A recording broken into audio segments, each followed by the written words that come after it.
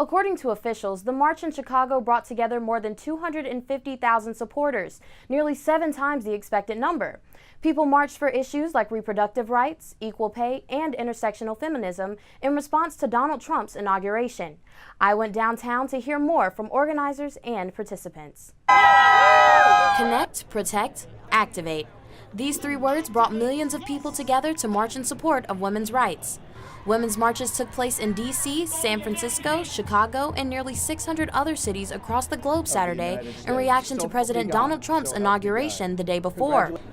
Liz Radford, co-chair of the Chicago March, says the outrage caused by Trump's behavior is what inspired so many people to participate. Clearly, the rhetoric, the actions, the threat to rights has affected people on a deep level, so they're motivated to get out of their house on a rainy day, come out and come together, meet each other, talk about how we can forward our rights in the years coming forward.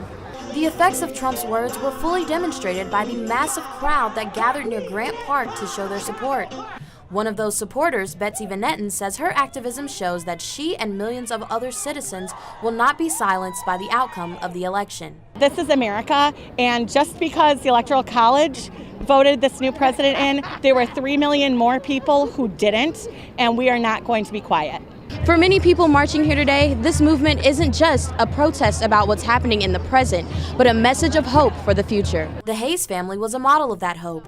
4 generations of Hayes women drove from Peoria, Illinois to be an example of how the older generations must inspire the young to lead and stand up against inequality. I've raised my daughter, my granddaughter, to know that no, we can do anything, we will do anything, and no one will talk to you that way. Women were not the only ones in attendance to the march. Many men, including marcher Tim Gunnell, marched down Jackson Drive to show their support and solidarity. Everybody needs to come together. It doesn't matter your color, doesn't matter your gender, doesn't matter if you have a gender, doesn't matter if you identify with a color or a race. None of that matters. What matters is love.